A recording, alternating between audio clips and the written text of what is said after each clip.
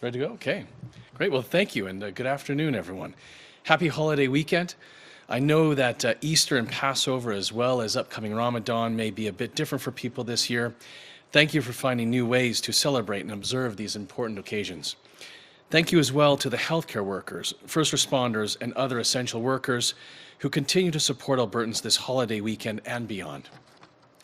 I'm extremely proud of how our healthcare workers and the system as a whole is responding to this crisis. As Premier noted earlier this week, Alberta's modeling indicates that our healthcare system will be able to manage the peak of the virus should the data continue to trend as it is. By the end of April, Alberta Health Services will have 2,250 acute care beds, almost 1,100 ICU beds, and about 760 ventilators. This is more than enough to meet the projected demand for hospital services during the peak of the virus. I'm also pleased to report our success in sourcing personal protective equipment, or PPE. Alberta Health Services is a sophisticated purchaser, and while many are making spot purchases around the globe, our healthcare system here in Alberta has the scale and the time horizon to build on long-term relationships with manufacturers.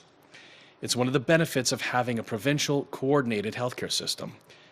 Thanks to the leadership and procurement expertise of JP and his team here at AHS, and thanks to that leadership, we have recently signed contracts totaling more than $200 million. And these contracts will include tens of millions of gowns, millions of N95 masks, tens of millions of procedural masks, and many other products. And these products are sourced from companies from all across the globe. Deliveries have started and will continue over the next few weeks. This adds to our current supply, which Premier referenced earlier this week. Alberta Health Services is prepared for the need for PPE for the anticipated surge, as well as ensuring that Alberta has the supply of masks, gowns, gloves, N95 respirators for the future. In addition to supplying its hospitals and healthcare centres, AHS also supplies the PPE for physician offices, continuing care sites, seniors' lodges, pharmacists, midwives, emergency shelters, and EMS. And I'm grateful to JP and his team for helping all of our province be prepared and safe. Our purchasing and preparation success means that we can look beyond our borders to help provinces who may be struggling. We will be sending PPE, including N95 and procedural masks, gloves, goggles, and ventilators to our fellow Canadians in Ontario, Quebec, and British Columbia. And this is the right thing to do. Our government's first priority will always be Albertans. Our team of health experts is very confident in our modeling data and our expected need for PPE and ventilators. I assure all Albertans that we will have ample supply. We are in a position both to keep Albertans safe and to help ensure that Canadian healthcare systems from coast to coast to coast are equipped to take on the challenges ahead. Now, as you break bread with your family this holiday weekend, perhaps virtually as my family is going to be doing, remember one of the best ways that we can take care of each other right now is to take steps to prevent the spread of COVID-19. Stay home as much as possible, practice physical distance and good hygiene, and monitor for symptoms. It's up to each person to do their part to flatten the curve of the virus and to reduce its impact on Alberta. Thank you. I'd now like to invite Premier Kenney to come to the podium. Thanks very much, Tyler. And folks, what you can't see from at home is that we are in an AHS warehouse that is 150,000 square feet, approximately. We have 9 warehouses, 2 of this size, filled with equipment. And we wanted to make this announcement here to demonstrate Alberta's readiness for this pandemic.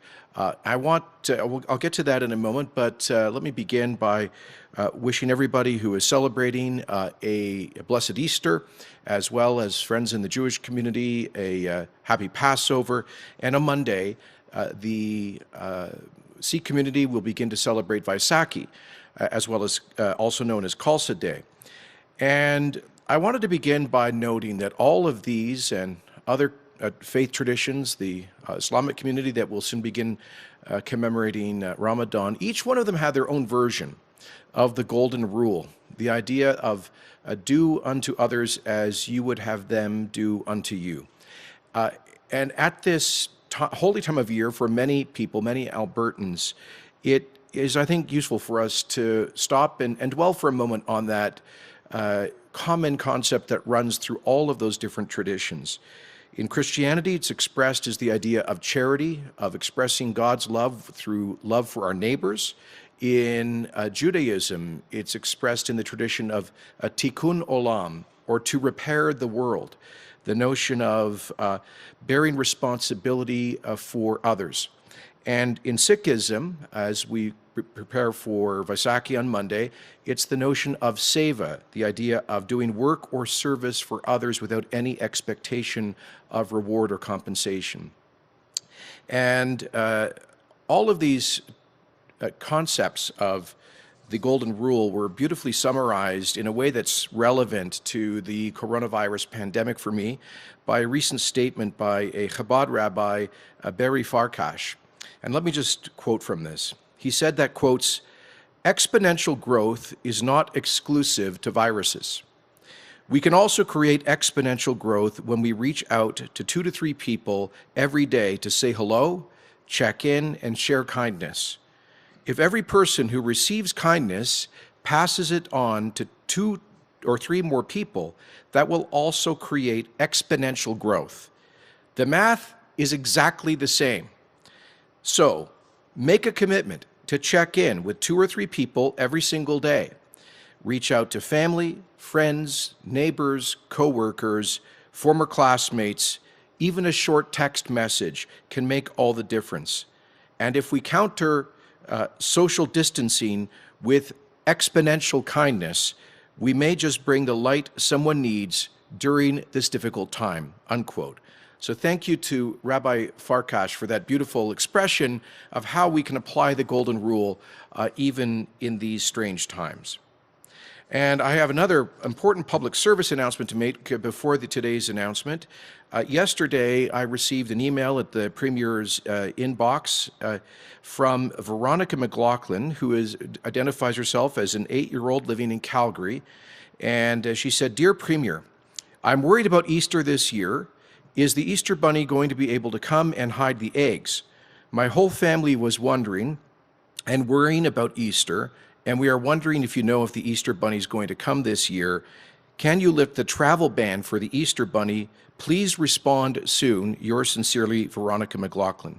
So Veronica, if you or other kids are watching, I'm pleased to assure you that we have declared the Easter Bunny an essential service, and there is no travel ban. We ask the Easter Bunny, however, to observe the hygiene protocol and to wash his hands for at least 20 seconds under hot, soapy water frequently, and we know, Veronica, you're following the same advice. So, before we get to the substance of today's announcement, I also have the latest update on figures from Alberta Health Services. The most recent data is that we have seen an addition of 69 confirmed cases of COVID infection over the past 24 hours, bringing us to 1,569 confirmed cases, and that is on nearly 73,000 completed tests. 47 Albertans are hospitalized due to the coronavirus. That's a reduction of 1 from yesterday. We continue to see 13 people in intensive care units as a result of COVID, and I'm sad to report 1 additional death as a result of COVID infection, and that individual passed away in Calgary. We express our condolences to the family of not just that person, but all 40 whose lives have been lost over the course of the past 3 weeks in Alberta from this pandemic. I can also report that we have seen 744 recovered cases, which is 48% of all known infections. We can also take confidence and encouragement from the relatively low number of hospitalizations. In fact, the number of individuals in ICU as a result of COVID-19 is down slightly this week, and hospitalizations have been quite stable this past week. Our numbers are far lower than the hardest hit areas of Europe, the United States, and significantly lower than we've seen in provinces like Quebec and Ontario. Earlier this week, we shared the models developed by Alberta Health to chart the possible future trajectory of the pandemic in our province. They suggested 3 scenarios, starting with the probable one, which would see a total of 800,000 infections during the primary wave of the pandemic ending in August, and a peak of 818 hospitalizations and 232 ICU patients in late May or early June. The second, or elevated scenario, would envision total infections of just over 1 million and a peak of roughly 1,600 hospitalizations and 400 ICU patients in early May. And as I explained before, they also prepared an extreme scenario which would only apply had we not taken rigorous measures to date. The Alberta Health modeling charted anticipated hospitalizations and ICU admissions against the planned expansion of hospital and ICU beds for COVID patients. So far, we are outperforming the probable scenario and doing much, much better than the elevated scenario. The probable scenario envisioned over 200 hospitalizations, including about 30 in ICU, but today we're far below that, as I've said, at 47 hospitalizations and 13 in ICU. So we are at about 1/4 of the modeled levels under a probable scenario for today, and that is very good news. It is not a reason to stop our collective efforts to stop the spread, but it is a reason on this weekend of hope for many people to take some hope in the progress that we're making. This adds to our growing confidence that under both the probable and elevated scenarios, we'll have a substantial excess capacity of beds and medical protective equipment beyond the expected need. Now, let me just say again that we have this excess capacity of equipment, both protective equipment and ventilators now and anticipated as we grow those supplies, in part because of the excellent pandemic planning that has been done for a long time. On the very first day when we, I think as Albertans, really started to focus on this, about 3 weeks ago, following the World Health Organization's declaration of a global pandemic, and when we started to see cases manifesting in Alberta, on that very first day, I pointed out to Albertans that we were well prepared, that we have had a influenza pandemic plan in place since 2014, and that it was exercised in November. And part of that preparedness was the excellent work done by Alberta Health Services Procurement Division, led by Mr. Jitendra Prasad, who you'll hear from in a moment, who have really harnessed the enormous purchasing power of the one centralized administration of healthcare in Alberta. We are the largest single point of purchasing of healthcare equipment in Canada, and we rank on a global scale in terms of our purchasing power. Mr. Prasad and his team have used that to develop deep relationships with suppliers around the world. And when Mr. Prasad first heard intimations about a potential virus of this nature late last year, AHS surged orders for equipment to get ahead of the queue. And that is why we are now receiving enormous shipments of supplies, PPE, and we are on track, in fact, ahead of track.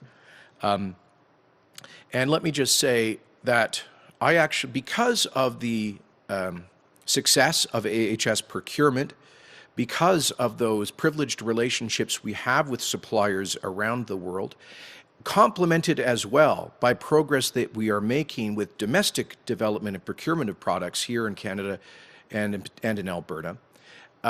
Because of those things, I directed AHS procurement last week to go big, to effectively order as much supplies as they can so that we could then in turn share excess supplies with fellow Canadians, as some other provincial governments were not as advanced as we were in stockpiling materials. Because we are so well equipped, I am pleased to announce that we are able to contribute 750,000 N95 masks, 4.5 million procedural masks, and 30 million protective gloves to provinces that are right now in need. Our stockpile also includes a large supply of ventilators, which are a last-ditch defense for severely ill patients in the ICUs. We are doubling our supply of ventilators to more than 760 by the end of April. That means we expect to have about 500 more ventilators than the 200 or 30 that we will require under the probable scenario, and well over 300 more than the approximately 400 we would need under the elevated scenario. For all of these reasons, Alberta finds itself in a position to help some of our fellow Canadians living in parts of the country who are facing much worse spread of the infection and are less well prepared than we are in terms of equipment. I am therefore very pleased that Alberta is in a position to share medical resources with other provinces facing urgent shortages of life-saving equipment, including ventilators. The current hospital need is particularly in Quebec and Ontario. Their rates of infection, hospitalization, ICU admissions, and death are much higher than ours. And some of their models indicate a high risk of shortages of personal protective equipment and patient treatment tools, including ventilators. We are therefore making the following equipment immediately available to Ontario, Quebec, and British Columbia. First to Ontario, which is currently reporting more than 6,200 infections, 673 hospitalizations, including 260 in ICU and 217 on ventilators. They've also sadly seen 222 deaths of date. To Ontarians, we are providing 250,000 N95 masks, 2.5 million procedural masks, 15 million gloves, 87,000 goggles, and 50 ventilators. Secondly, to Quebec, which is currently reporting nearly 12,000 infections, over 700 hospitalizations, including 186 in ICU, and approximately 250 deaths. To Quebec, we are sending immediately 250,000 N95 masks, 2 million procedural masks, 15 million gloves. And lastly, to British Columbia, which, like Alberta, has had great success so far in containing the outbreak, but has experienced a relatively high number of hospitalizations and is short on N95 masks. To British Columbia, we'll be sending 250,000 N95 masks. I want to stress for my fellow Albertans that we are absolutely confident that these contributions will in no way undermine our capacity to provide critical protective equipment and ventilators to Alberta's medical professionals, to other associated frontline workers, and to care for those in need of it. We would not contribute if it in any way impaired our ability to provide for our own healthcare needs. But I, for one, as an Albertan and as a Canadian, could not in conscience watch us stockpile massive amounts of surplus equipment while we see many of our fellow Canadians in some provinces within days of running out of some of these supplies. We are all in this together. And let me refer back to how I began by talking about the golden rule: do unto others as you would have them do unto you. That tradition of charity, of tikkun olam, of seva, that tradition of sharing. Other Canadians at times of need in Alberta's history have shared with us. In the Great Depression, Alberta was the recipient of a great amount of generosity from people in central Canada at a time of great need. And we are also going to need the support and solidarity of our fellow Canadians to cope with the huge economic challenges that we are facing as a province. And let me pause there to say a word of sincere gratitude to my fellow premiers across the country. Every week we gather and meet by teleconference, and in every one of those meetings, I have been truly moved to hear expressions of real solidarity from across the country for the uniquely deep economic adversity that Alberta is facing, not only because of the global coronavirus recession, but also because of the meltdown in energy prices and the way that it will inflict even greater economic adversity on our province after 5 years of economic challenges. I have heard premiers from provinces that are much less well off generally than Alberta, raising as a priority time and again with the Prime Minister and the federal government the need for solidarity for Alberta and including Alberta's largest industry, our energy sector. And so I want once again to thank our fellow Canadians from coast to coast for their understanding of the uniquely big challenges that we are facing. So on these supplies, we are in a position to help our fellow Canadians, and doing so is the right thing. We're all in this together, not only as Albertans, but as Canadians, and this, today, is a practical expression of that. Let me say that many of these goods and supplies will begin to ship immediately throughout this week, and as we continue to replenish Alberta's supplies, more will be available to share with other provinces if and when they require those supplies. But I, for one, will not sit here with 9 massive warehouses of equipment that is full if we see a few days from now our fellow Canadians overwhelmed potentially in their healthcare system because of a shortage of supplies. So I think this reflects the natural generosity of Albertans with one of the highest levels of charitable giving in the country, with a great spirit of volunteerism and a true sense of patriotism. I'm pleased and proud to make this announcement on behalf of all Albertans. And now I think we'll hear from Mr. Jitendra Prasad, Director of Procurement at AHS. Thank you very much, Minister Shandro and Premier, for your kind words and your confidence in Alberta Health Services supply chain. Now that the Easter Bunny has been named as an essential worker, we'll probably try and make sure we send some protective equipment to the bunny as well.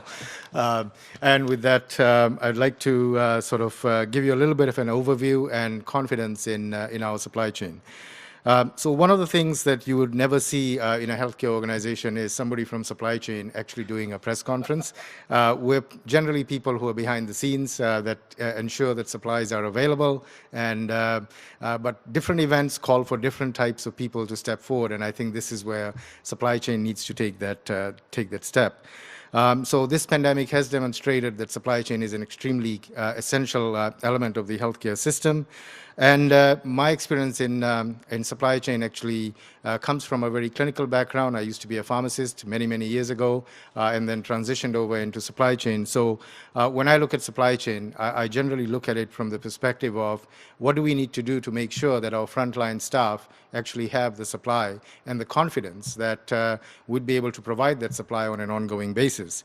And that belief is also reinforced by the fact that I have 2 very elderly parents, and then at the same time, I have a daughter who'd be completing nursing in a few months' time, or would have been done now, but now will be probably done later in the year.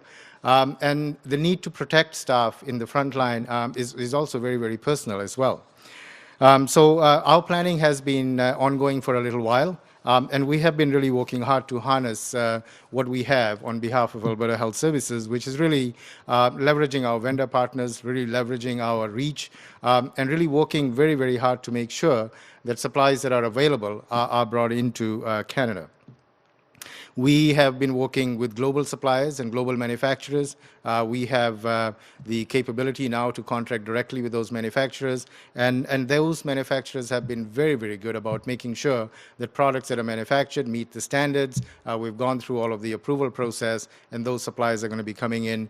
Some have already come in, and there's large shipments, I think, as alluded to earlier, that are going to be starting to land starting tomorrow. From our standpoint, why are we confident with global manufacturers? It's because we work with them every night. As I was showing it to someone earlier today, time-stamped video of supplies that are waiting at the airport in Shanghai to be loaded on our planes so that they can actually leave the airport with all of the pre-customs clearance and everything else done. And so there's a high level of confidence in the suppliers that we are working with, as well as in the transportation networks that we have established with some of the airlines in order to try and bring those things up.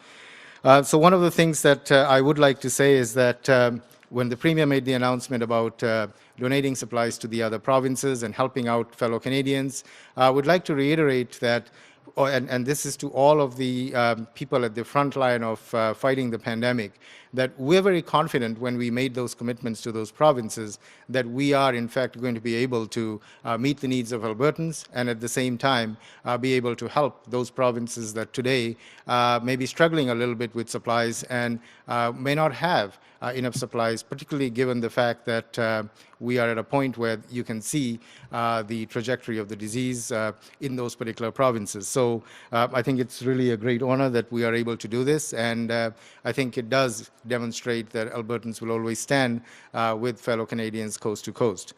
I'd like to close with two important points, and these are critical to me. One is that we're very, very fortunate that we have a single healthcare system in Alberta, which has given us an enormous amount of experience in being able to do the things that we are doing today. And a lot of credit goes to the leadership of AHS, to the support that we have from the government, the Premier personally, and the Minister. And I think that has really allowed us to do the things that we are able to do. I actually met the Premier for the first time last Friday. And I was very, very pleased with the fact that he gave us the direction to move forward and purchase so that not only do we help the Albertans, but also help other provinces at the same time. The other point that I'd like to stress is that this is not something that we just jumped into. We've been planning for this for a little while. We've dealt with other major disasters in the past as well. So there's tremendous amount of experience, and it is that experience that actually comes to the forefront whenever you have an event like this and we have to respond in the fashion that we are responding. Finally, I would like to take this opportunity to acknowledge and thank all staff from CPSM across the province. I know how hard you're all working, and I know that every day we put new demands on you, but you've all stood up and you've done the best. And I really want to thank you and acknowledge the hard work that you're doing, as well as all of the frontline AHS workers and all of the people of Alberta. Thank you very much. Thank you very much. We'll take questions now. So, operator, could you please put through the first caller? Yes, the first question is from Chris F. of CTV Calgary. Your line is open. Please go ahead. Thank you. My question is for Premier Kenney. You're saying basically nearly half of Alberta's cases are now in recovery. I know 3.5 weeks ago you projected mid-April as being the peak time. That's now been extended to May, presumably because of flattening the curve. Yeah. We're actually giving away medical equipment now. At what point is it safe to say that what we've been doing for the last month is working? I think it's safe to say that right now. It is working demonstrably. We see a stable number of hospitalizations and ICU admissions. In fact, ICU are down a little bit. As I said last week in my televised address, the most important number to watch is the hospitalization and ICU number, because that's the ultimate indication of how many people have contracted COVID, for whom it has really challenged their health. And those numbers have been stable. We see the number of people recovering going up. I'll just share with you a personal example. My friend Jay Chaudhry from Calgary was in an ICU for most of the past month. And I'm pleased to have gotten a text from his wife this morning that he's now been released from life support, and he is his health is still challenged but recovering. So for me, on a very personal level, it's great to see that. So listen, we're not out of this yet, and I don't want people to take this good news as a reason to relax their rigorous observance of the public health orders and the social distancing rules that we have put in place.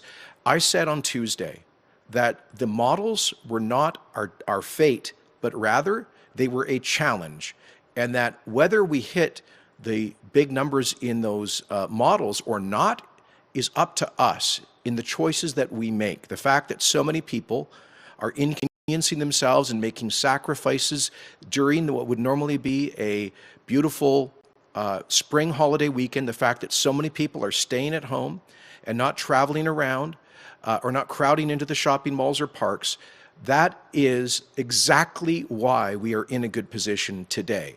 So I want to thank Albertans for following Dr. Hinshaw's advice, for observing the public health orders that the government has put in place, for maintaining that social and physical distancing, for caring for the elderly and the frail. We are winning this fight. It's not over yet.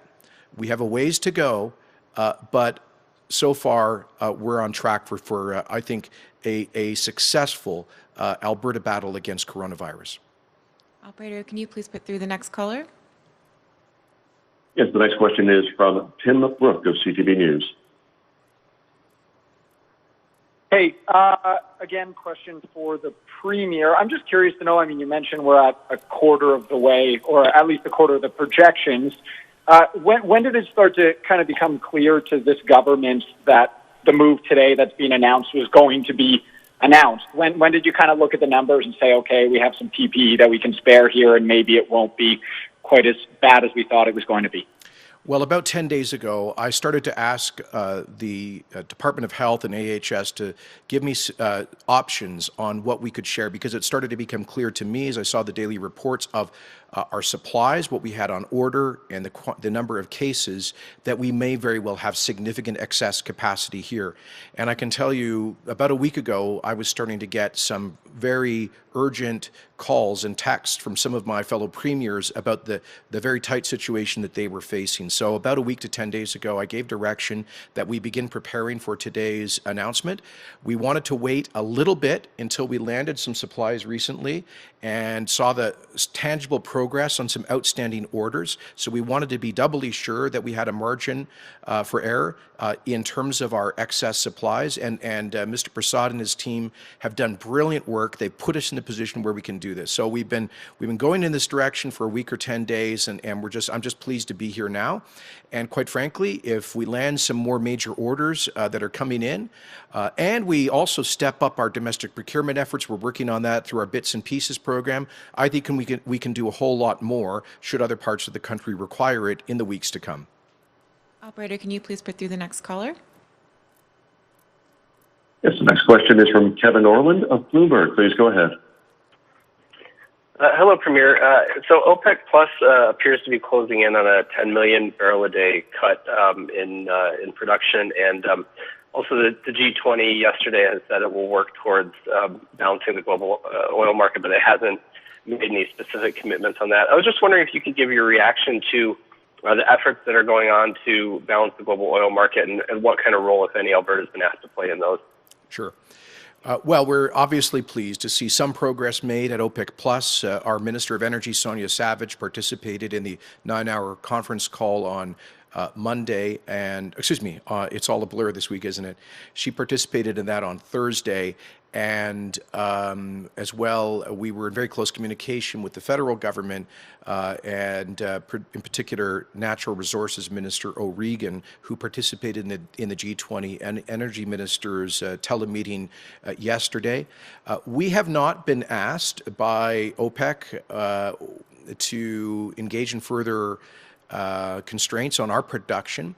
Minister Savage had a lengthy one-on-one conversation with the Secretary General of OPEC 6 days ago. It was Sunday of the beginning of this past week. And that was not raised then. It was not raised during the OPEC call on Thursday. We've been very clear in conveying to OPEC, the United States, and others around the world that Alberta has already been in curtailment of production for the past 15 months, and that we cannot really affect global prices because we do not have global market access. We don't have those pipelines to the coasts. And finally, that we are constrained. Even if we wanted to surge production, we would be capped out at about 4 million barrels a day that we could ship through existing pipelines plus crude by rail. I think the main concern that OPEC Plus has with respect to North American energy is that we not end up either in the oil sands or U.S. shale shale surging production to consume the space created by curtailment in the OPEC plus countries. And clearly that is not happening. It cannot happen under the current price environment. To the contrary, we have seen announcements of a reduction of 2 million barrels per day in production in U.S. shale because of the rock bottom prices. And I've seen some projections that we could see 1 million barrels a day or more shut in out of Canadian production. So I would say that North Canada and Alberta in particular, North America generally, we are doing our part on the supply side. The problem is that the reckless actions of the Saudis and Russians over the past several weeks has filled up global inventories to a point where we are likely facing an extremely low price scenario for at least 18 months. And that is, there's just no sugarcoating that. It is going to create some real adversity here in Alberta, and that is why we constantly renew our call on the federal government to step up with a credit backstop for emergency liquidity for the largest subsector of the Canadian economy. And once again, I want to thank premiers from across the country in supporting us in that call. Operator, can you put through the next caller, please? The next call is Rob Drinkwater of Canadian Press. Yes, Premier, sorry, I got to ask this, but two of the provinces that we are sending PPE to, they have been hostile to pipelines. Is there any irony in that? And, are you expecting maybe payback for this gesture in the future? People's lives are at stake. And so we are going to look past disagreements to saving lives, saving Canadians' lives, helping our fellow Canadians. And I obviously hope that our fellow Canadians will recognize in this contribution the generous role that Albertans have always played across the country. This is one practical expression of that at a time of need. But we Albertans contribute $20 billion more to the rest of Canada than we get back in benefits every year. That helps to fund their hospital systems, their healthcare systems, their schools and social services. So I hope that one of the lessons to be learned from this crisis is that we are all in this together. I hope there will be a renewed sense of national solidarity. And I think part of that should mean that we're all in this together, not only when it comes to a health emergency, but also when it comes to generating wealth through the responsible development of resources so we can have the money that pays for world-class healthcare to get us through times like this. Operator, can you put through the next caller, please? Yes, we have a follow-up from Chris Epp of CTV. Please go ahead. Thank you. Premier, just wanted to follow up on my earlier question. Are we saying that, you mentioned that the modeling that we had, and Dr. Hinshaw said this as well, that we're well underneath those numbers. Does that mean that even the probable scenario, and as I recall, that was 400 deaths, and I'm sorry, I don't remember if it was to 2,100 or 3,100, that at the rate we are now appear to be at, that the probable scenario is also dropping, that 400 deaths may not be the basement, the low end either anymore? Like, it could actually be lower than that? Well, let me be clear. As I said on Tuesday and Wednesday in presenting the modeling is not a precise prediction. The model is based on hundreds of different assumptions and inputs. In part, it was built on the experience that we saw in the United Kingdom because our epidemiologists, economists, and others who developed the model needed some kind of baseline upon which to base it. And we as a government, and let me be totally transparent about this. Early on, we as government were not getting very much from the system in the way of models. And I was frustrated with that because I found it very hard for us to know how to prepare, what kind of resources we needed to put where, and what the extreme case scenario was. We as a cabinet needed to know whether there was a plausible scenario where we were going to have to kit up emergency overflow hospitals in convention centers and warehouses like they've done in parts of Europe. We needed to know that. And so we pushed the system pretty hard to develop a model. They refined it and they refined it again. That's what we presented earlier this week. But as I said at the time, the model is not a prediction. It is a sense of where we might go based on certain assumptions. Here's the good news. People have been following the public health guidelines. They've been acting responsibly. They've been doing the right thing. And that's why, fortunately to date, we see numbers that are well below where the models would have us now. And so, once again, that is, I'll repeat what I said then. The model for me is not it's not a done deal, but rather it's a challenge that we are rising to, a challenge that so far we are meeting. But we need to see continued rigorous respect for the public health guidelines, the rules, the social distancing, the physical distancing. And if we continue to do that, we're going to get out of this, I think, better than the vast majority of jurisdictions in the developed world. Okay, we'll take one more. Operator, can you please put through the last caller? Yes, Adam McVicker, Global News. Thank you, Premier and Ministers, for taking my question. I guess I have two questions here. First, we know you just announced another death due to the virus in the Calgary area. I was wondering if you could confirm where that was. And my second question being, could we expect to see any further measures being put in place following yesterday's announcement regarding long-term care facilities to protect staff and, of course, that vulnerable population? Thank you. Yes. So yes, sadly that was another case. The fatality was a former resident of the Mackenzie Town long-term care facility, and so we've seen now 83 confirmed cases there. And there's only one other seniors residence in Calgary where we've seen Carewis Sarcee, where we've seen 12 confirmed cases, and then there's the Centre Manoir du Lac Retirement Home in, I believe, Bonnyville with 18 confirmed cases, and the Shepherd's Care Kensington in Edmonton zone with 19 confirmed cases. And so those are a particular concern to us, as we've seen not just here but around Canada. Continuing care facilities are particularly vulnerable to a pandemic of this nature, and that is why Alberta's government has imposed, with the advice of our Chief Medical Officer, increasingly stringent protocols around the operation of the continuing care facilities. That was reflected in Dr. Hinshaw's announcement yesterday that we have issued a public health order to prevent staff at continuing care facilities from working at more than one facility.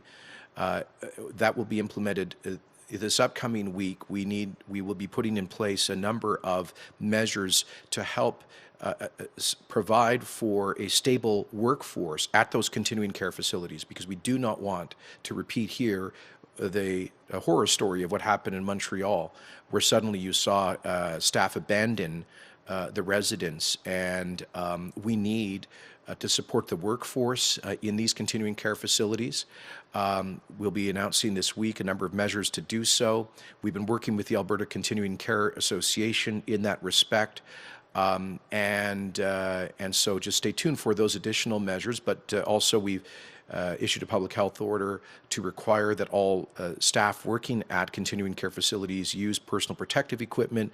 For some time, AHS has been providing a supply of appropriate PPE to the continuing care facilities, and we, of course, have included the residents of those facilities in amongst the priority population to get access to COVID-19 testing.